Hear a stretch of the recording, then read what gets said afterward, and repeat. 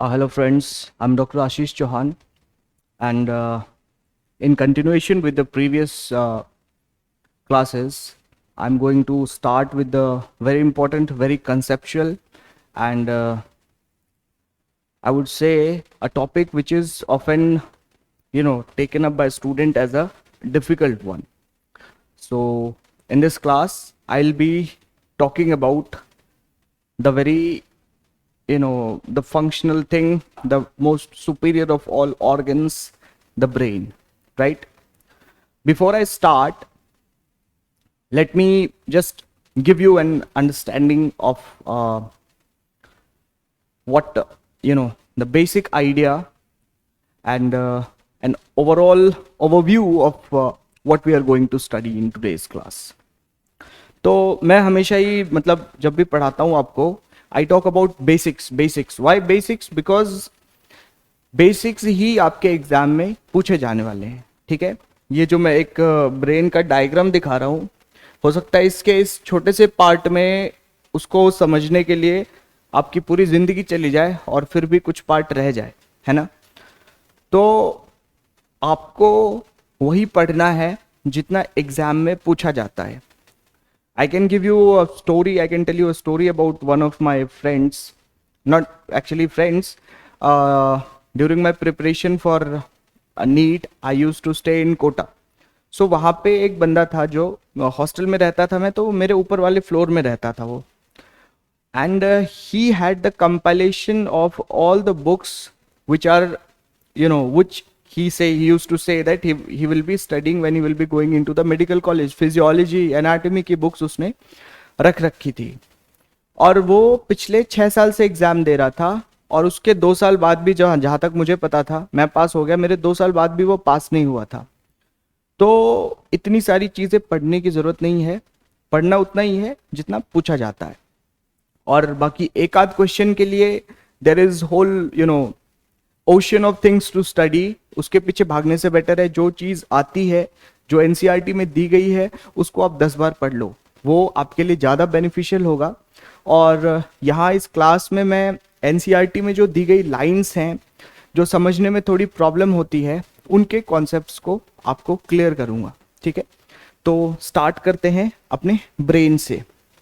ये एक आपको ब्रेन दिख रहा है। जब आप मेडिकल कॉलेज फर्स्ट ईयर में जाते हो तो वहाँ पे आप जो डीएच बोलते हैं उसको, डिसेक्शन हॉल में जाते हो, और वहाँ पे एक कैडेवर को, जो डेड बॉडी होती है जिसे पढ़ने के लिए हम यूज़ करते हैं, उसमें जब आप डिसेक्शन करते हो तो आपके प्रोफेसर्स आपको क्रेनियम का जो क्रेनियल वॉल्ट होता है, मतलब कि अगर मैं आपको समझाऊं तो इसके ऊपर एक हड्डी का खोपड़ा है, right. This bone covering your brain is what we call cranium और क्रेनियल वॉल्ट। वॉल्ट मतलब क्या है, जैसे कि किसी बहुत, मान लो कि किसी के घर में सोने जवाहरात हैं बहुत सारे, तो उसको रखने के लिए जो होता है लोग वॉल्ट में डाल के रखते हैं, ऐसे ही हमारे लिए ये हमारा सोना जवाहरात से कम नहीं है। ब्रेन खराब हो गया मतलब कि आप जीते जी खत्म हो, ठीक है।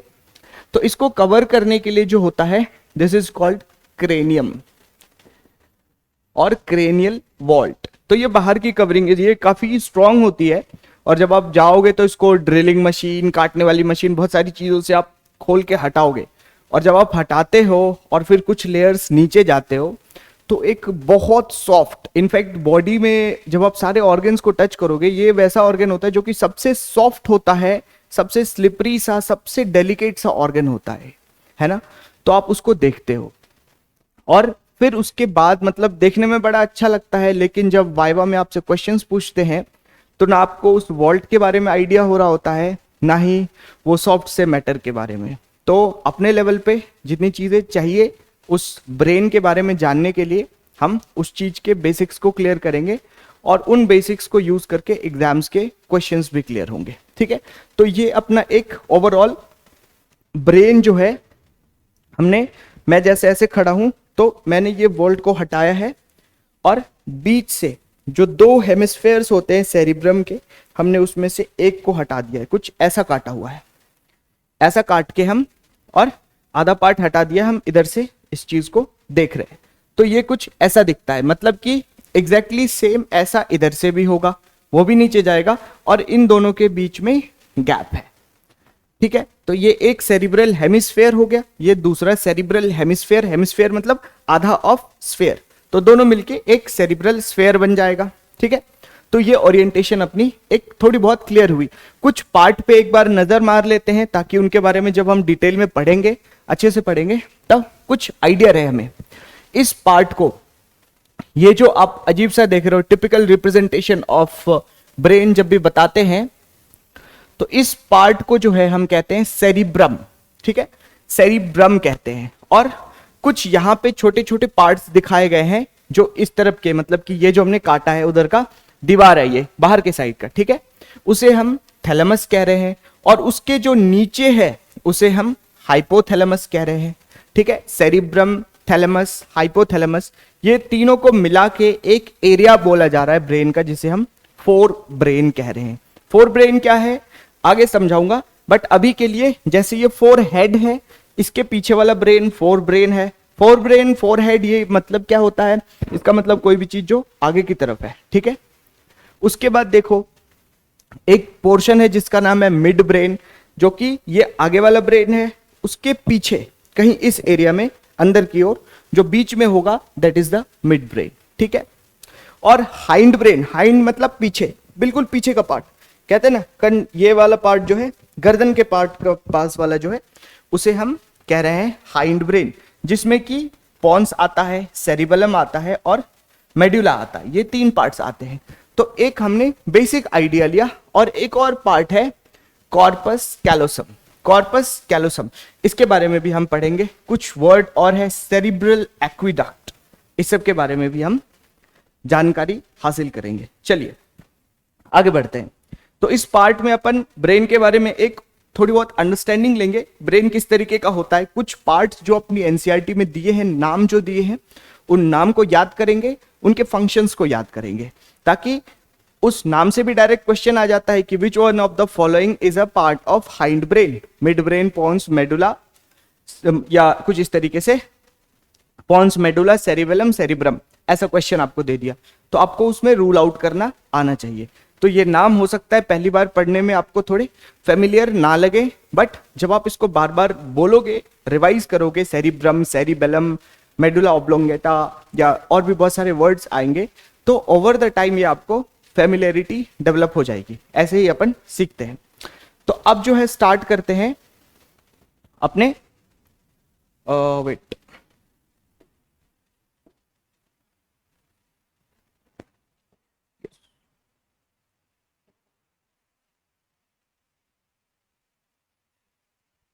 just give me a moment.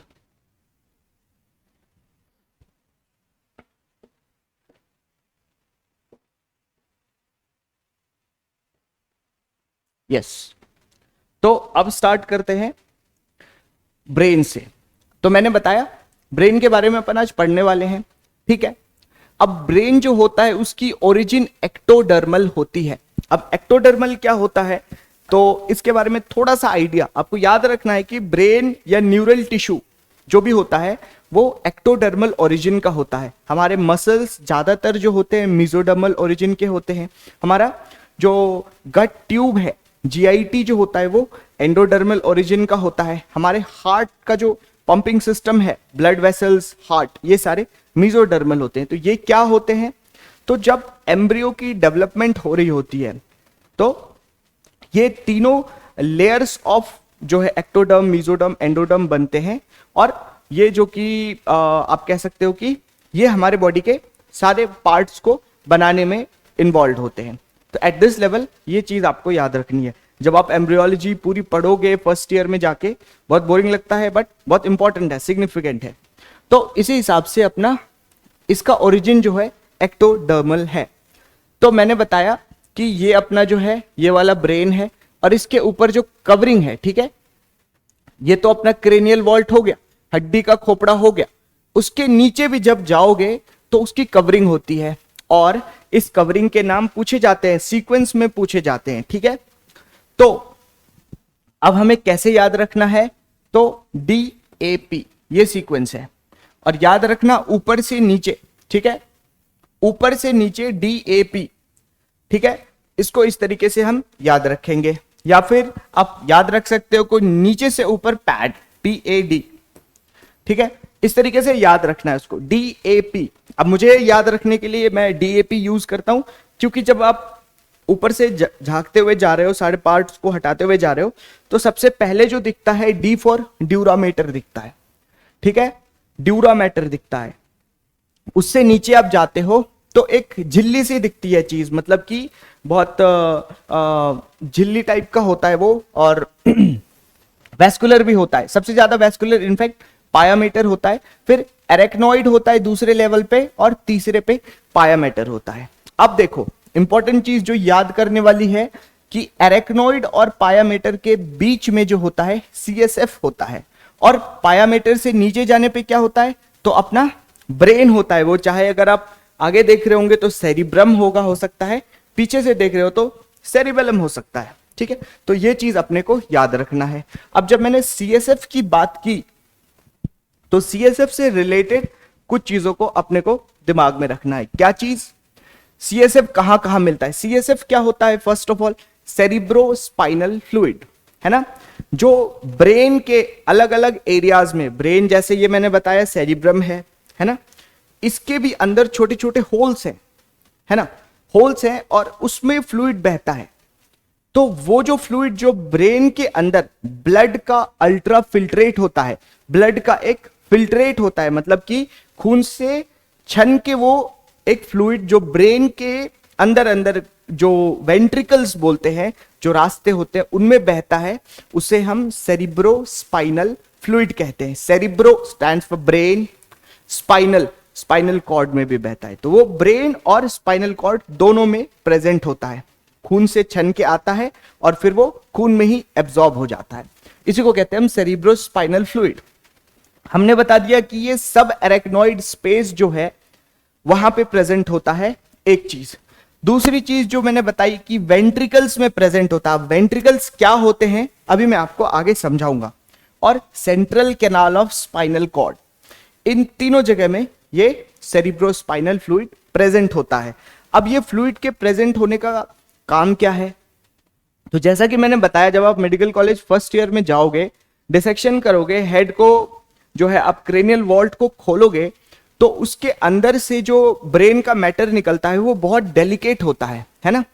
और ब्रेन की हल्की सी इंजरी आपके लिए मतलब कितनी घातक हो सकती है वो आप बता भी नहीं सकते। कोई वाइटल एरियाज, अभी जब मैं एरियाज पढ़ाऊंगा तो कोई ऐसे एरियाज हैं जो कि आपके रेस्पिरेशन को कंट्रोल करते हैं, उसमें हल्का सा भी डैमेज हो गया तो आपका रेस्पिरेशन ही हो सकता है बंद हो जाए, तो इंस्टेंटली डेथ हो सकती है लोगों की, जैसे हैंगिंग में होता है ना।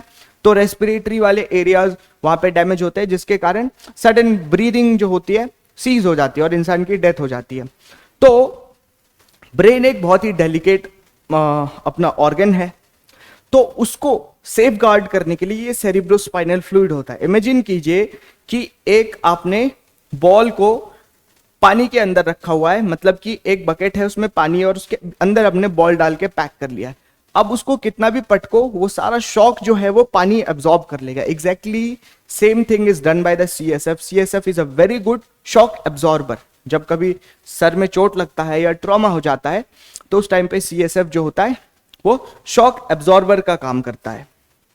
और भी बहुत सारे काम है CSF के, जैसे कि बायंसी प्रोवाइड करता है ब्रेन को। ब्रेन जो होता है हैवी होता है फिर भी वो फ्लोट कर रहा होता है CSF के वजह से। और सबसे इंपॉर्टेंटली ब्रेन के जो सारे एरियाज हैं वहां पे न्यूट्रिएंट्स प्रोवाइड करवाने का काम करता है, और जो भी एक्सक्रीटरी प्रोडक्ट्स निकलते हैं वहां से उसे वो बाहर लेके जाता है।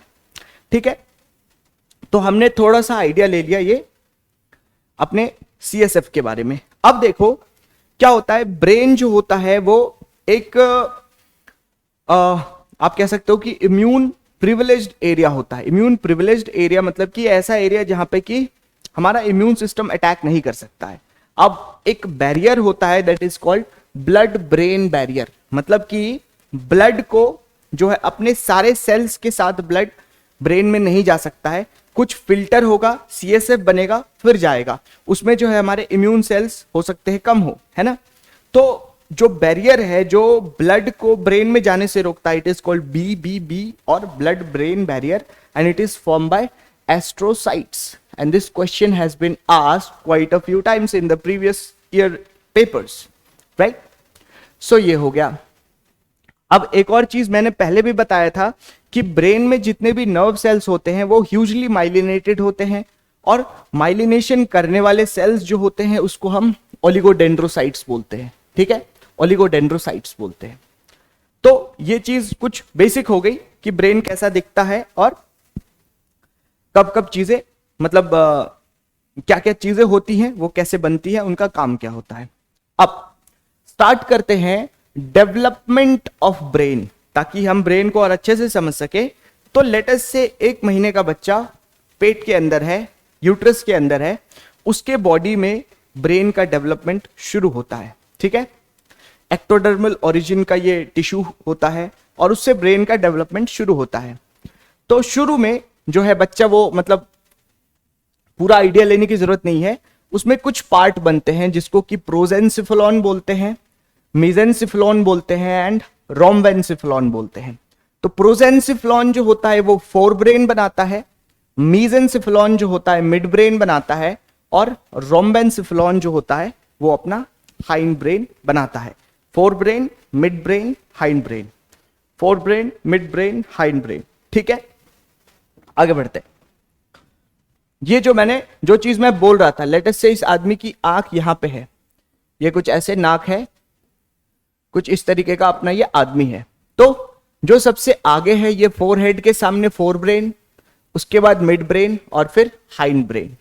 अब देखो, जब ये फर्दर डेवलप करता है ब्रेन, जो प्रोजेंसिफेलॉन था वो डेवलप होके फोर ब्रेन बनाता है, और फोर ब्रेन में हमने देखा था कि सेरिब्रम होता है और डायएन्सेफेलॉन होता है. ठीक है, तो ये इस डायग्राम को हम कैसे देख रहे हैं, तो एक बच्चा है वो ऐसा ही है, हमने उसको इस तरीके से काटा है, ये सारी चीजें हटा दी हैं. अब जो है हमें ये दोनों जो है सेरिब्रम दिख रहे हैं, ये दोनों सेरिब्रम है अपने, और ये सेरिब्रम जो है वो अंदर से खोखला है. ठीक है, it is hollow from inside. और ये 1-2 मैंने क्या लिखा है, these are the ventricles, right, these are the ventricles. और वेंट्रिकल्स मतलब क्या होता है कि बीच से बना हुआ रास्ता या छिद्र कह सकते हो. ठीक है, कुछ इस तरीके का. तो ये वेंट्रिकल्स 1 और 2 है, फर्स्ट दोनों वेंट्रिकल, और ये दोनों वेंट्रिकल्स जो होता है ये थर्ड वेंट्रिकल में ओपन होते हैं. थर्ड वेंट्रिकल जहां ओपन होता है उस एरिया जो होता है, वहां पे जो ब्रेन का एरिया है दैट इज कॉल्ड डायएन्सेफेलॉन. और डायएन्सेफेलॉन से फिर जो है ये अपना सीएसएफ, बेसिकली मैं सीएसएफ का पाथवे बता रहा हूं. सीएसएफ जो होता है वो from the duct of Silvius, right, Sylvian duct से वो फ्लो करता हुआ एक ऐसे एरिया में पहुंचता है जिसको कि हम कह रहे हैं फोर्थ वेंट्रिकल. और फोर्थ वेंट्रिकल जो है कुछ इस जगह पे होता है, उसके ऊपर पीछे की तरफ. ठीक है, अंदर से ये रास्ता जा रहा है, ये नाली जा रही है वेंट्रिकल वाली, उसके पीछे अपना ये जो है पोर्शन दैट इज सेरिबेलम. ठीक है, सेरिबेलम पीछे है और आगे पॉन्स है और मेडुला है, मतलब कुछ ऐसा, आगे पॉन्स मेडुला, ठीक है, और पीछे सेरिबेलम. ये बात क्लियर हो गई. तो हमने एक आइडिया लिया ब्रेन के डिफरेंट पार्ट्स का. सो अभी तक हमने एक बेसिक आइडिया ले लिया है कि कैसे कैसे कौन कौन से पार्ट्स डेवलप हो रहे हैं, और अब जो है हम स्टार्ट करेंगे ब्रेन के अलग अलग पार्ट्स से, fore brain, mid brain, hind brain, और उनके लोकेशंस, उनके मेजर फंक्शंस जो कि बहुत बार कंफ्यूज किए जाते हैं, और उसके बाद हम उसे आगे पढ़ेंगे. ठीक है,